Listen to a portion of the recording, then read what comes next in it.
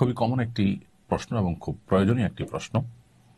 যদি কেউ তার জীবনে প্রাপ্তবয়স্ক হওয়ার পর কোনো বছর হজের মৌসুমে তার অবস্থান থেকে বাইতুল্লাহ গিয়ে হজ সম্পাদন করে আবার ফিরে আসার মতো সামর্থ্য যদি তার থাকে এবং এই সময়টুকুন তার পরিবারের ভরণ পোষণ দিয়ে যাওয়ার মতো আর্থিক সঙ্গতি যদি তার থাকে, অর্থাৎ হজ করতে যাওয়া, হজের সময় সেখানকার খরচ খরচা করা এবং হজ করে আবার ফিরে আসার জন্য যে পরিমাণ অর্থকরীর প্রয়োজন সেটা যদি তার থাকে এবং এই সময়ের মধ্যে তার পরিবারের ভরণ পোষণের ব্যবস্থা করার মতো আর্থিক সঙ্গতি যদি তার থাকে, তাহলে তার উপর হজ ফরজ হয়ে যায়। আর যদি কারোর এটা না থাকে তাহলে সেক্ষেত্রে তার উপর হজ ফরজ হবে না। এখন এটা নির্ভর করবে আপনি কোথায় অবস্থান করছেন। আপনি মক্কা অবস্থান করছেন, তাহলে মক্কা থেকে এই হজ সম্পাদন করে আসা আপনার গন্তব্যে, আপনার ঠিকানায়, আপনার নিজ আঙ্গিনায়, এটার জন্য খুবই অল্প স্বল্প পয়সা হলে হয়ে যায়। আবার কেউ যদি বাংলাদেশ থেকে হজ করেন বা বাংলাদেশে যদি কেউ অবস্থান করেন, তাহলে তার হজ ফরজ হওয়ার জন্য একরকমের অর্থকরীর প্রয়োজন হবে। আবার কেউ যদি ইউরোপে থাকেন, তাহলে সেখান থেকে হজ আরো বেশি এক্সপেন্সিভ।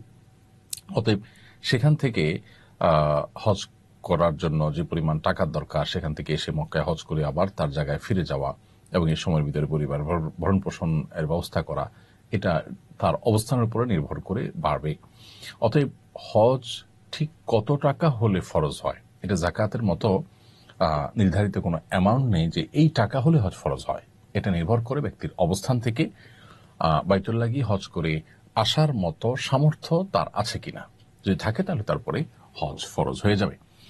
জীবনের কোনো বছর যদি এমন হয় যে হজ করার মতো সামর্থ্য আমার ছিল, ধরুন আজ থেকে 7-8 বছর আগে বাংলাদেশ থেকে 2 থেকে 2.5 লাখ কিংবা 3 লাখ টাকার মধ্যে হজ করে আসা যেত, তখন আপনার কাছে টাকাটা ছিল, আপনি হজ করেননি। এখন হজ এক্সপেন্সিভ হয়ে গেছে, 7 লাখ 8 লাখ টাকার প্রয়োজন হয় বাংলাদেশ থেকে হজ করার জন্য। এখন এই টাকা আপনার নেই।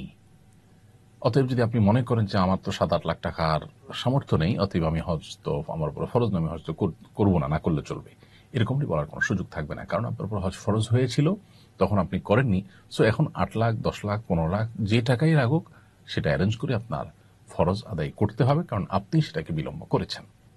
আল্লাহ সুবহানাহু ওয়া তাআলা কোরআনে কারিমে বলেছেন, ওয়ালিল্লাহি আলান নাসি হজ্জুল বাইতি মান ইসতাতা ইলাইহি সাবিলা।